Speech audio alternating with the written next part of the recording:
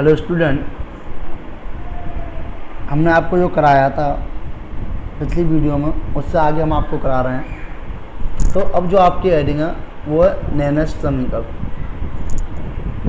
तो सबसे पहले जान लेते हैं नेनेस्ट समीकरण क्या होता है। देखो, एक साइंटिस्ट हुआ था नेनेस्ट। नस्ट या नेनेस्ट बात एक ही होती है, इसको दो तरीके से लिख सकते हैं। आपकी बुक में शायद नेनेस्ट लिखा होगा, इसको नस्ट भी बोला जाता है। ओके, तो नेनेस्ट एक साइंटिस्ट हुआ था। उसने क्या किया, उसने इलेक्ट्रोड विभव ई और जो धातु होते हैं उनके आयनों की सांद्रता के बीच एक संबंध निकाला था। और संबंध निकालने के बाद उन्होंने एक समीकरण दिया था। उस समीकरण को नेनेस्ट समीकरण बोला गया। उन्होंने क्या किया, इलेक्ट्रोड विभव ई लिया और धातु आयनों की जो सांद्रता थी, देखो धातु आयनों की सांद्रता Mn+ लिखा हुआ है, इनके बीच में एक संबंध निकाला था जिसको नेनेस्ट समीकरण बोला गया। ठीक है, इसके अनुसार क्या होता है, यदि कोई भी धातु है जिसका इलेक्ट्रोड विभव ई हो और उसका मानक इलेक्ट्रोड विभव E0 हो, क्या हो, E0, तो जो धातु आयन होते हैं, देखो एक तो धातु होता है, एक धातु आयन होता है। ठीक है, धातु आयन वो होते हैं जिस पर चार्ज लगा होता है, प्लस का धातु आयन हो गए वो, और धातु होते हैं जिस पर कोई चार्ज नहीं होता। ठीक है, आई मीन कह सकते हैं जैसे Na पे चार्ज ना लगाएं तो धातु होगा, Na+ कर दे तो धातु आयन हो जाएगा। ठीक है, तो उन्हें जो आयन होते हैं उनके इलेक्ट्रॉन जो होते हैं उनका जो अंतर होता है N है, और जो धातु की सांद्रता M हो और धातु आयन की सांद्रता Mn+ हो। N मतलब क्या है, यहाँ पे इलेक्ट्रॉन है। ठीक है, तो हमें नेनेस्ट समीकरण निकालना है। तो हम आपको बता दें, नेनेस्ट समीकरण दो तरीके से निकाला जाता है। पहला होता है इलेक्ट्रोड विभव के लिए। ठीक है, तो देखो इलेक्ट्रोड विभव के लिए क्या करोगे, सबसे पहले इलेक्ट्रोड विभव के लिए जो समीकरण निकालते हैं, E = E0 - 2.303 RT/NF log M/Mn+। Okay, ये समीकरण होता है। अब आपकी समझ में नहीं आ रहा होगा इसमें E क्या है, E0 क्या है, इसमें N क्या है, F क्या है, तो वो हम आपको बताते हैं। ठीक है, तो देखो 25 डिग्री C पर कमरे के तापमान पर ये जो इसकी वैल्यू होती है वो होती है, यहाँ पर जो R लिया गया है, R गैस नियतांक होता है। R क्या होता है, गैस नियतांक। इसका जो मान होता है ये फिक्स होता है, ये आपको लर्न करना पड़ेगा, 8.314 J/K मोल इनवर्स। ओके, उसका जो T होता है वो ताप में होता है, केल्विन में। ठीक है, और जो F दे रखा है, एक साइंटिस्ट हुआ था फैराडे, तो F = क्या आता है, फैराडे स्थिरांक। ओके, उसकी जो वैल्यू होती है वो होती है 96,500 कूलम। ये भी आपको लर्न करनी पड़ेगी, ये वैल्यू फिक्स होती हैं, ये दो वैल्यू जो मैंने आपको बताई हैं। ठीक है, और जो M = है वो है शुद्ध ठोस धातु की सांद्रता। ठीक है, और हम जानते हैं कि जो ठोस की प्रावस्था की जो सांद्रता होती है वो 1 होती है। देखो ये लिखा हुआ है। ठीक है, क्या होती है, 1 होती है। जब प्रारंभ में किसी की सांद्रता तुम निकालोगे तो 1 लेके चलोगे, नहीं चलोगे। ओके, उसके बाद हम क्या करेंगे, आपने देखा M बना गया, तो यदि हम तापमान ले लें, तापमान क्या ले लें हम, T = 298, साफ लिख दूँ, आपको दिखाई नहीं दे रहा। तापमान 298 केल्विन हो, कितना हो, 298 केल्विन। ओके, तो जो मैंने आपको बता दिया, जो N दे रखा है, N =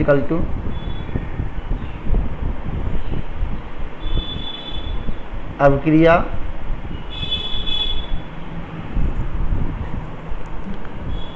N = क्या है यहाँ पे, N =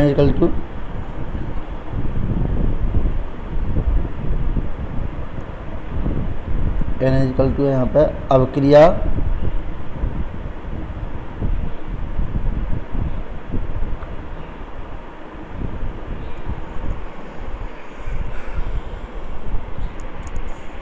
अपक्रिया में ग्रहण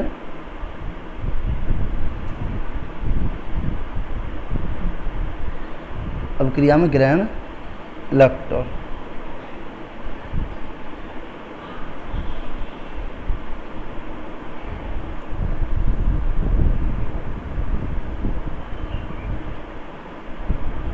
ओके, ठीक है। एन इक्वल टू क्या, अपक्रिया में ग्रहण इलेक्ट्रॉन। जैसे अपक्रिया कोई भी हुई तो उसमें जो इलेक्ट्रॉन ग्रहण किए गए वो, ठीक है। तो इसका जो फॉर्मूला बनेगा, अब हम क्या करेंगे, जो समीकरण हम आपको दे रखा था उसमें वैल्यू पुट कर देंगे। तो देखो समीकरण क्या था तुम्हारा, E equal to E naught, ठीक है, माइनस देखो ये वैल्यू तो थी 2.303 इंटू आर दे रखा था, तो आर की वैल्यू क्या है 8, आर की वैल्यू क्या आती है 8, आर की वैल्यू 8.314, ठीक है। और देखो टी दे रखा था, टी की वैल्यू क्या है 298, ठीक है, अपॉन, ठीक है। अब देखो एन की तो वैल्यू नहीं दे रखी है, तो एन तो इलेक्ट्रॉन है, तो एन को एन ही रहेगा, इंटू एफ की वैल्यू थी, तो एफ की वैल्यू क्या 96,500, ठीक है। ये किसकी वैल्यू है, एफ की वैल्यू, ठीक है। यहाँ तो कोई दिक्कत, ठीक है। उसके बाद जो इसका इंटू में है लॉग है, ठीक है, तो यहाँ पे आ नहीं रहा है, मैं आगे लिख देता हूँ इंटू लगा के, आपको इंटू लगाना है। चलो ऐसा करते हैं, इसको छोटा छोटा लिख देते हैं, बहुत छोटा छोटा, जिससे आपकी समझ में आ जाएगा, ठीक है। छोटा छोटा लिख देते हैं जिससे क्या आपको दिक्कत ना हो, पूरे को इसमें आ नहीं रहा है, तो चीज़ वही है, गलत नहीं है, छोटा छोटा लिख देते हैं। लेकिन तो देखो आपको बता दूँ, E equal to E naught equal to E naught minus 2.303, okay. और जो आर की वैल्यू है वो है 8.314, ओके। और टी की वैल्यू है वो है 298, ओके, अपॉन एन ही रहेगा, ठीक है, इंटू एफ की वैल्यू 96,500, ओके, 96,500, ठीक है। उसके बाद जो था आपका लॉग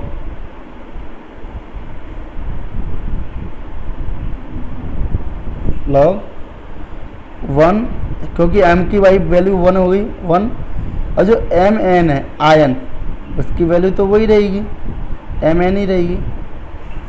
तो यहाँ पे देखो एम की पावर एन है, ठीक है, आप नोट कर लेना, एम की पावर एन प्लस, यहाँ पे आ नहीं रहा है, ठीक है। तो यहाँ पर नहीं आ रहा है, तो मैं यहाँ पर कर दूँ, छोटा छोटा कर देता हूँ, आपको नोट करना है।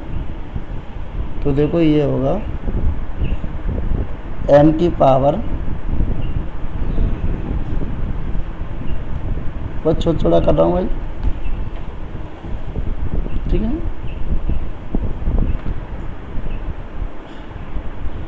एम की पावर एन, ठीक है, एम की पावर क्या हो गई एन, और ये कोष्टक लगा देना। समझ में आ गया? देखो इसको यहाँ पे लिख देता हूँ, ये ऐसे करके लिखा जाएगा m की पावर n प्लस जो अपॉन में, ये ऐसे करके लिखा जाएगा। ठीक है, ये हो गया। ओके, अब आपने क्या किया, वैल्यू पुट कर दी पूरी। वैल्यू पुट करने के बाद जब आप इसका सॉल्यूशन करोगे पूरा, तो इसका सॉल्यूशन जो आएगा वो आएगा ई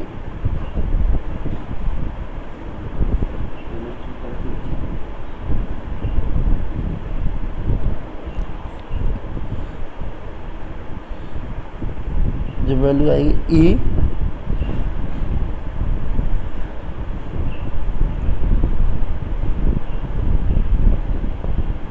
आएगी E equal to E equal to E not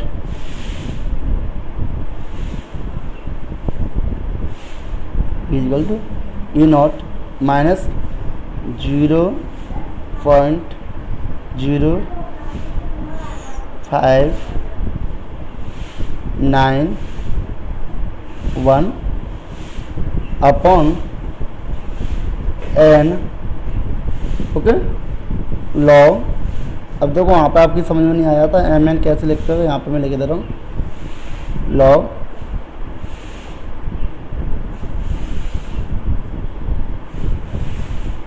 one upon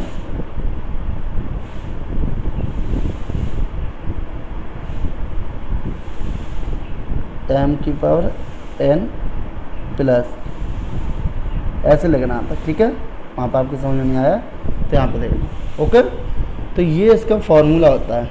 ये क्या होता है, इसका फॉर्मूला होता है। ठीक है, ये क्या होता है, इसका फॉर्मूला। ये आपको नोट करना है। ये तो आपको पता ही है, यह 25 डिग्री सी पर नेक्स्ट समीकरण है। ओके, अब इसमें एक क्वेश्चन बता रहा हूँ मैं। क्वेश्चन कैसे आता है, देखो जैसे क्वेश्चन लिखा हुआ है जिंक आयरन इलेक्ट्रोड के वैभव की गणना करो जबकि जिंक आयरन की सांद्रता 0.001 m है। तो देखो ये सांद्रता दे रखी है और ये नोट करके दे दिया है ई नॉट Zn 2 प्लस। ये जो 2 प्लस है ये इलेक्ट्रॉनों की संख्या है, n इजकल 2 है। ठीक है, तो Zn ऑब्लिक Zn इजकल 2, ये इसका इलेक्ट्रोड वैभव दे रखा है। ठीक है, तो R की वैल्यू फिक्स होती है और F की वैल्यू भी फिक्स होती है। ठीक है, तो सबसे पहले इस क्वेश्चन को करने से पहले हम रिएक्शन करेंगे। तो देखो रिएक्शन इसकी कैसे होगी, रिएक्शन ऐसी तो होगी Zn 2 प्लस 2 इलेक्ट्रॉन माइनस लगता है और Zn। ओके, अब आपके मन में क्वेश्चन बनना होगा सर ये कैसे हो गया। ठीक है, ये कहाँ से आ गया, 2 इलेक्ट्रॉन को हम इधर भी इधर भी तो लिख सकते हैं, लेकिन नहीं, क्योंकि ये ऑक्सीकरण हो रही है, वो सॉरी ये अपचयन हो रहा है। क्या हो रहा है, अपचयन। जब अपचयन होता है तो एरो से पहले लिखा जाता है। ठीक है, अब देखो नेक्स्ट समीकरण से। ठीक है, अब इसको सॉल्यूशन करेंगे तो देखो ई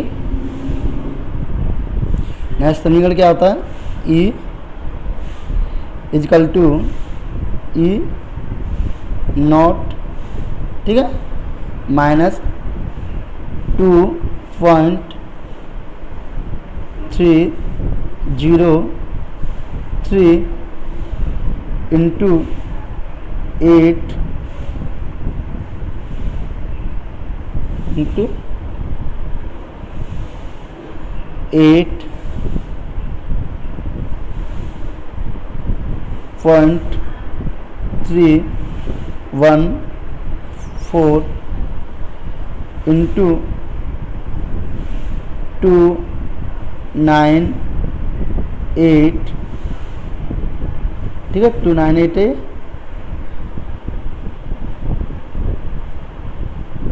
साफ साफ लिख देना, थोड़ी 2 9 8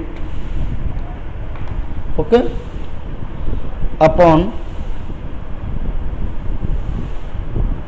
देखो भाई यहाँ पे देखो n इजकल टू 2 इलेक्ट्रॉन दे रखे हैं, देखो 2 इलेक्ट्रॉन नहीं, n इजकल टू इलेक्ट्रॉन संख्या होती है, तो क्या हो जाएगा 2 इंटू एफ की वैल्यू दे रखी है 96,500 ओके। उसका फॉर्मूला आप जानते हैं, लॉग होता है लॉग, ठीक है 1 अपॉन जो m सांद्रता दे रखी है, तो देखो उसने ये सांद्रता दे रखी है, नहीं देखिए धातु आयन की सांद्रता, धातु आयन की सांद्रता दे रखी है, ठीक है। तो क्या हो जाएगा 1 अपॉन 0.001 क्या हो गया 0.001, ठीक है 0.001 ओके। उसके बाद आप क्या करोगे, इसको सॉल्यूशन करोगे, तो देखो यहाँ पे हम ई नॉट की वैल्यू पुट करेंगे, क्योंकि ई नॉट इसने दे रखा है, देखो ये दे रखा माइनस के 0 पॉइंट, ये आपको टेबल याद करनी पड़ेगी, अभी टेबल हम आपको देंगे तब आपको वहाँ से याद करनी पड़ेगी, वहाँ से इनकी वैल्यू पुट करते हैं ओके। तो आगे इसका सॉल्यूशन करेंगे तो हो जाएगा ई इजकल टू, ई की वैल्यू पुट कर दो 0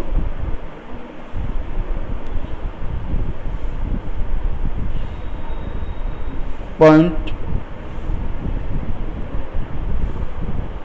देखो माइनस की होती है ये, ठीक है इजकल टू माइनस 0.76, ठीक है माइनस 0, उसको सॉल्यूशन पूरा करोगे 0.059 अपॉन 2, ठीक है ये 59 है, इतना ध्यान रखना,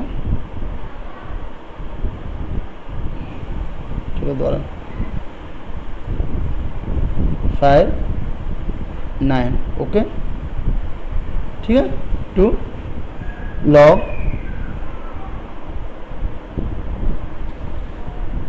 लॉग वही आ जाएगी 1 अपॉन 0.001 ओके।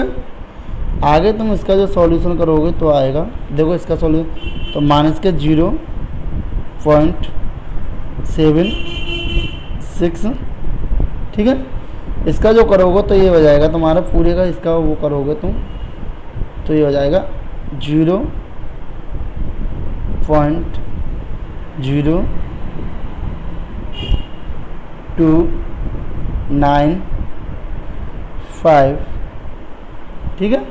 ये यहाँ से क्या करोगे आप पॉइंट ख़त्म करोगे यहाँ से, तो देखो यहाँ से पॉइंट ख़त्म करोगे तो ये क्या हो जाएगा भाई, पॉइंट यहाँ से ख़त्म करके देखो आप थोड़ी देर के लिए मान लेते हैं, इसका पॉइंट आप ख़त्म करोगे, इसका पॉइंट तो देखो पॉइंट ख़त्म करोगे तो क्या हो जाएगा 10 की पावर 3 हो जाएगा, नहीं हो जाएगा, ठीक है 10 की पावर 3 हो जाएगा, तो 3 आगे चला जाएगा, तो लॉग 10 की वैल्यू तो 1 हो गई, तो इंटू 3 आ जाएगा, नहीं आ जाएगा, ठीक है। उसके बाद जब आप इसका डेरिवेशन करोगे, इसका इसमें मल्टीप्लाई करके, जब माइनस देखो ये भी माइनस ये भी माइनस दोनों जुड़ जाएंगे, तो जुड़ के जो आएगा इसका आएगा माइनस का 0.8485 ओके, ठीक है। आज के लिए इतना ही, इसे समझो और नोट करना, ठीक है।